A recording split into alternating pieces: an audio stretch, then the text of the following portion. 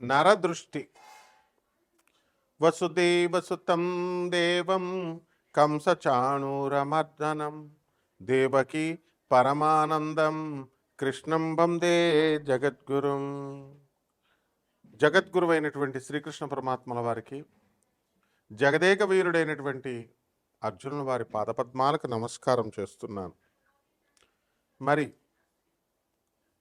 ఇప్పుడు అందరూ కూడా ఉద్యోగాలు రావట్లేదండి అని ఒక బాధ, వచ్చిన ఉద్యోగాలు ఊడిపోతున్నాయండి అన్నది రెండో సమస్య.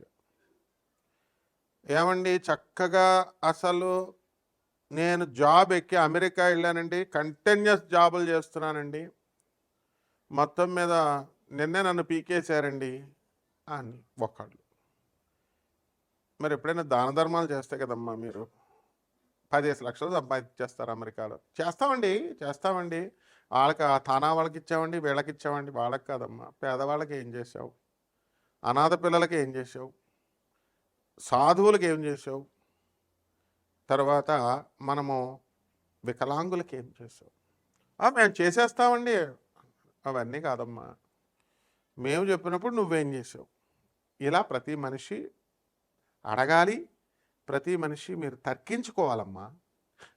అలాగే రాజకీయ నాయకులు ఏమండి, పోస్ట్ కోసం ట్రై చేసామండి, ఒక 50 కోట్లు అడిగాడండి.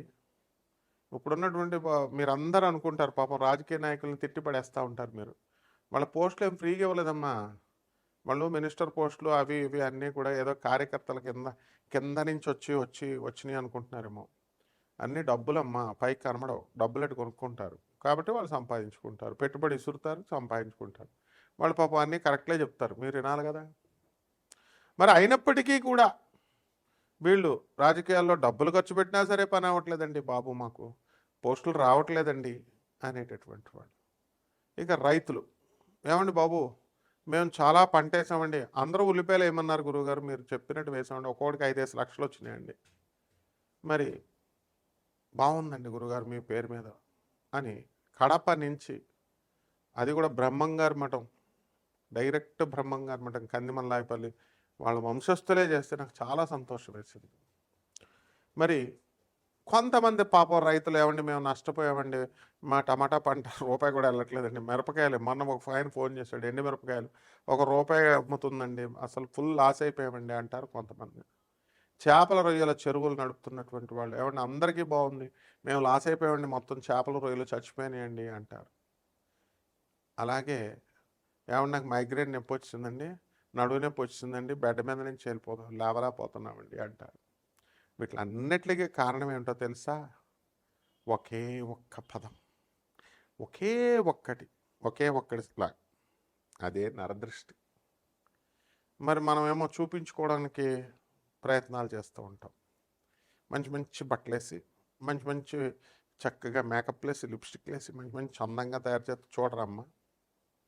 అరే ఈ అమ్మాయి, మగవాళ్ళు చూడటం సాగదు పక్కన పడేసేయండి, ముందు ఆడవాళ్ళే బా ఇది బ్రహ్మాండంగా వేసేసుకుంటుంది, కాస్ట్లీ చీరలు కట్టేసుకుంటుంది, ఇంత బంగారం, ఇలా నువ్వు బంగారం వేసుకుని వెళ్తే ఇలా నకసిక పర్యంతం చూస్తారు నిన్ను, కింద నుంచి పైదాకా, మొత్తం బాడీ నుంచి అంతా కింద వరకు. ధృతరాష్ట్రుడు గాంధారి చూస్తుంది వాళ్ళ కొడుకు దుర్యోధనుడికి, పై నుంచి కిందకి ఇలా చూస్తుంది. కృష్ణుడు వచ్చి పాపం పాండవులకి ఇదవుద్ది కాబట్టి ఒక చిన్న ట్రిక్ ప్లే చేసి కృష్ణ పరమాత్మ ధృతరాష్ట్రుడి ఆ గాంధారి నుంచి దుర్యోధనుడికి ఫలితం రాకుండా చేస్తాడు, అది వేరే సంగతి అనుకోండి.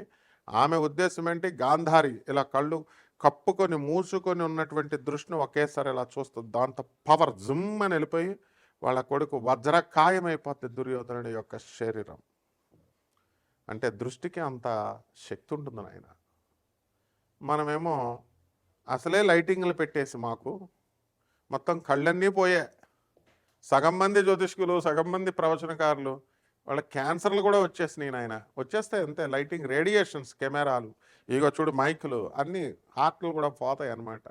అంత త్యాగాలు చేసి మేము మీకు చెప్తుంటే మీరు అర్థం చేసుకోకుండా, మీరు బాగుపడాలని చెప్పి మా ఆయుర్దాయాన్ని తగ్గించేసుకుంటూ మేము చెప్తుంటే మీరేమో బిల్డప్లు ఇస్తూ కామెంట్లు పెడితే ఎంత బాధ కలుగుద్ది. అప్పుడు లోన్ నుంచి వీడికి ఇదా చెప్పేది మేము, ఇలాంటివి అంటారా, గురువుకే పంగనామాలు పెడతారా వీళ్ళు అని మనసు బాధపడుతుంది కదా. ఆ మనసు ఏం చేస్తుందంటే శపిచ్చేస్తుంది, ఆ శాపానికి ఆ శక్తి ఉంటుంది.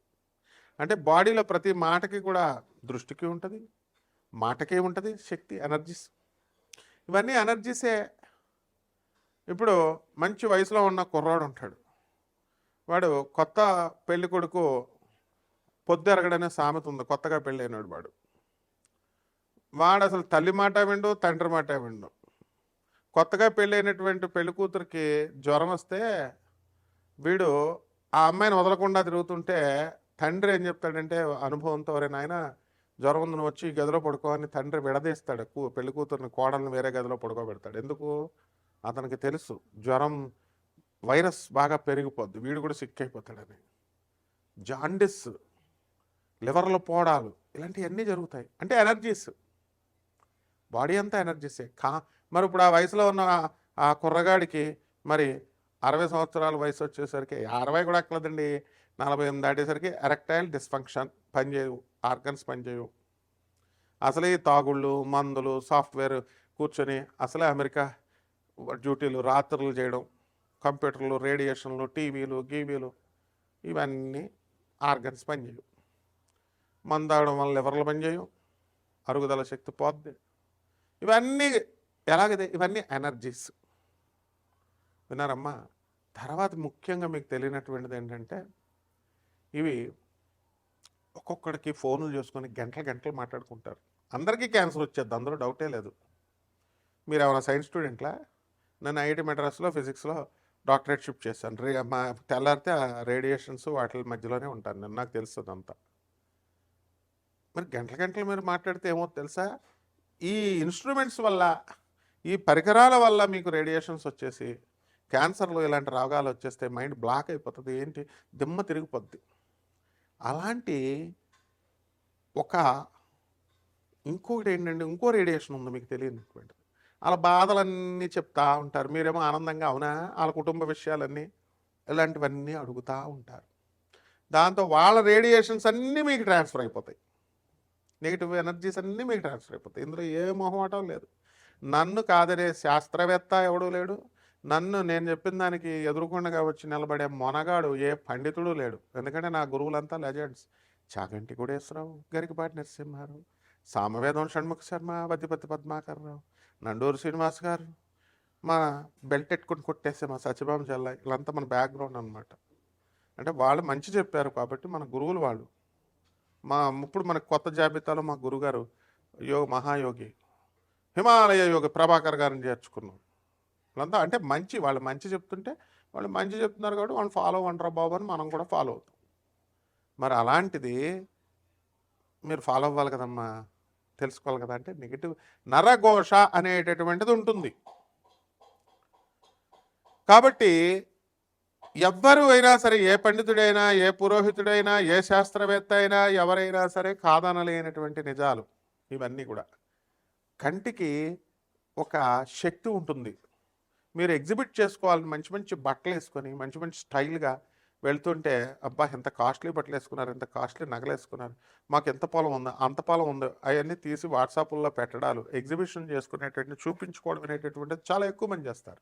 అసలు మిమ్మల్ని నరఘోష అనేటటువంటిది మీరు చూపించుకొని ఎక్కువ తెచ్చుకున్నారు. అంటే పడుకున్న గాడిదని లేపి తన్నించుకోవడం అనమాట. కాబట్టి అలా కాకుండా కొంతమంది చాలా సీక్రెట్ గాళ్ళు ఉంటారు.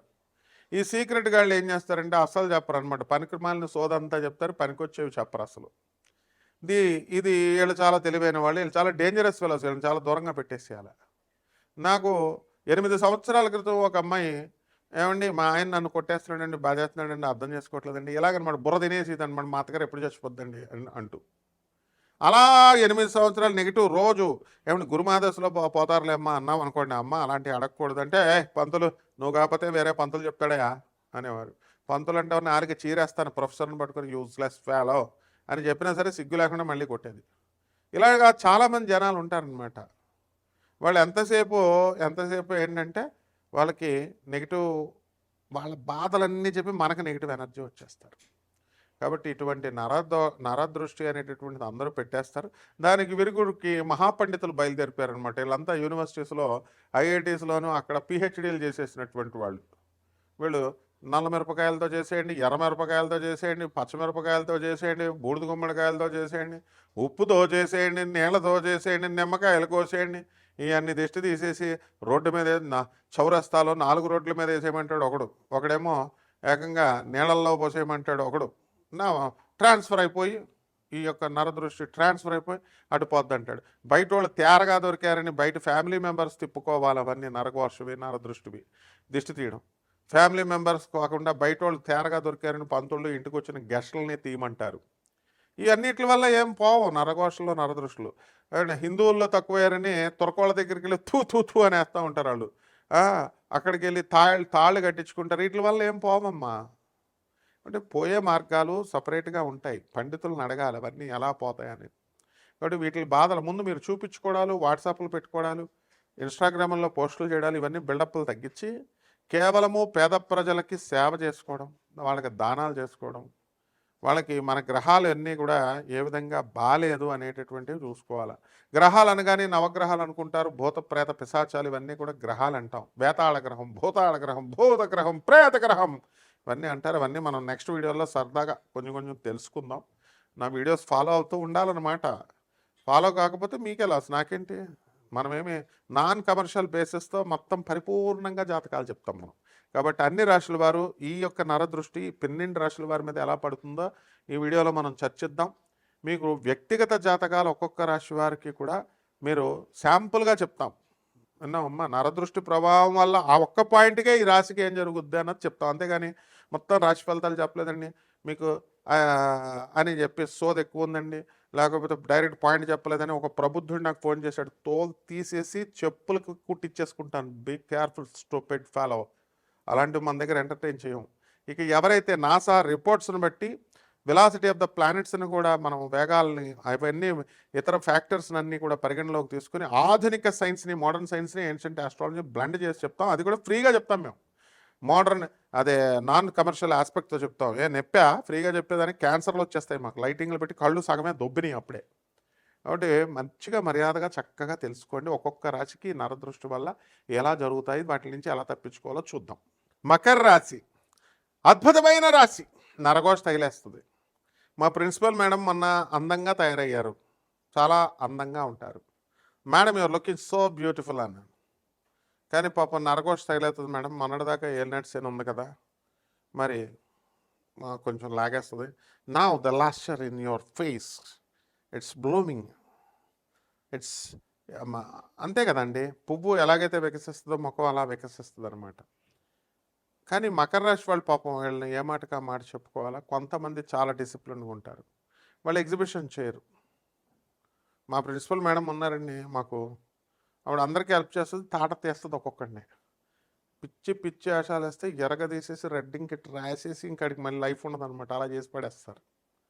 That is the duty of teacher. ఇంకా నేను తిట్టేసి వదిలేస్తున్నాను ఆయన. మిమ్మల్ని తిట్టేస్తేనే బాధపడిపోతే ఎట్లా చెప్పు. మరి పోరంబోకల మంత్రగాళ్ళు, చదువు సంజలు రాని మంత్రగాళ్ళు చెప్పి మీరు ఆచరిస్తుంటే తిట్టకపోతే నెత్తి మీద ఎట్టుకుంటామమ్మా. మాస్టర్లం ప్రొఫెసర్లో ఏంటి వినాలే. స్టూడెంట్ మాకే సలహాలు చెప్తాడు ఒకడు. ఏమండి సుత్తి ఎక్కువ ఉందండి, మ్యాటర్ లేదండి. ఏంట్రా మ్యాటర్ లేదు, రాశిఫలాలు కావాలరా నీకు? పోరంబోక నాకు కొడక. కష్టపడాలి, చదవాలి.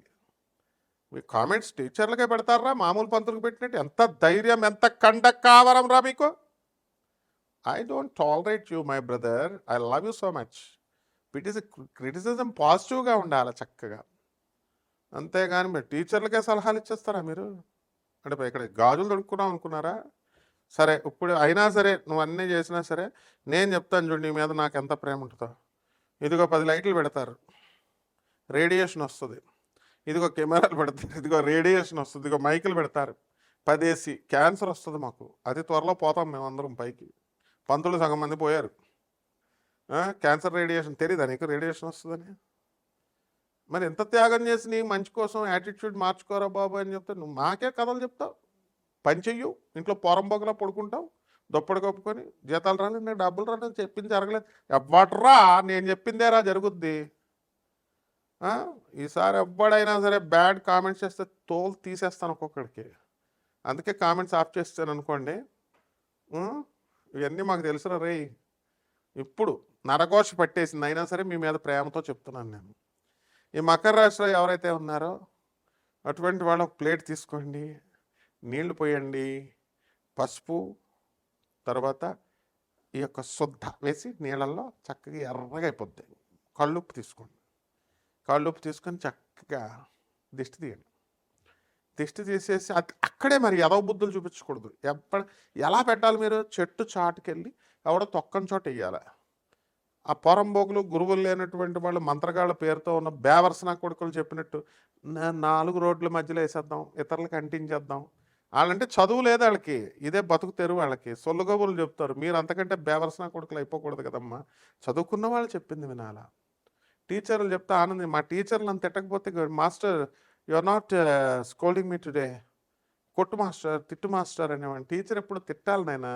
మా గురువుగారు గరికపాటి నరసింహారావు గారు, మా చాగంటి కోటేశ్వరరావు గారు మమ్మల్ని ఎప్పుడు తిడతారా అని చెప్తాను. మా గురువులు తిట్టరు కదా, తిట్టాల, కొట్టాలన్నమాట గురువు అనేవాడు. సరే చూద్దాం. ఇప్పుడు మీరు ఏం చేయాలంటే మంచిగా పచ్చిమిరపకాయలన్నీ తీసి, ఆ తర్వాత నిమ్మకాయ ఇవన్నీ చేసి దిష్టి తీసేసి, కొంతమంది నాన్ వెజిటేరియన్ బ్యాచ్ ఉంటుంది, కోడిగుడ్లు తీసేయండి. తీసేసి ఎవరో తొక్కని చోట వేయాలి. ఆ గుడ్డు తిన్నానుకో పిల్లి పడాలి డమాల్ పైకి. తర్వాత చూడండి ఆ పిల్లి వస్తుందో రాదో, ఏదో ఆన్ జరుగుద్ది, దానికి ట్రాన్స్ఫర్ అయిపోద్ది అనమాట. మరి అలాగే ఇప్పుడు మా దోస్తున్నాడు, ఇప్పుడు మేము మూఢనమ్మకాలు ప్రోత్సహించాం, మరి ఇది ఎందుకు చెప్తున్నామండి? అరే బాబు, నరకోశ ఉండదంటే నువ్వు నమ్మవుగా, చేతబడులు ఉండమంటే నువ్వు నమ్మవు. అఘోరిగాడు ఆడు వశీకరణం చేయడానికి వశీకరణాలు ఉండమంటే నువ్వు నమ్మవు. మరి మా నాస్తికులు ఉన్నారు, మా ఫ్రెండ్స్, మా గోగినేని బాబు గారు, మా కృష్ణవేణక్క, మా సంధ్యక్క, మా ఇంకొకళ్ళు ఉన్నారు. మరి వీళ్ళంతా భయపడతారు. మరి నా దిష్టి తీసినప్పుడు ఎవరైనా మానవులు భయపడరా చెప్పు? మంచి చెప్తాం, మంచిగా ఉండండి రా అని. కాబట్టి అవన్నీ చెట్టు చోటన చక్కగా వేయండి. నడి రోడ్డు మీద వేయకుండా జాగ్రత్తగా ఇతరులకు అంటించేయకుండా ట్రాన్స్ఫర్ అయిపోతాయమ్మా. నరఘోష జాగ్రత్తగా వేసుకోండి అమ్మా. శుభమస్తు.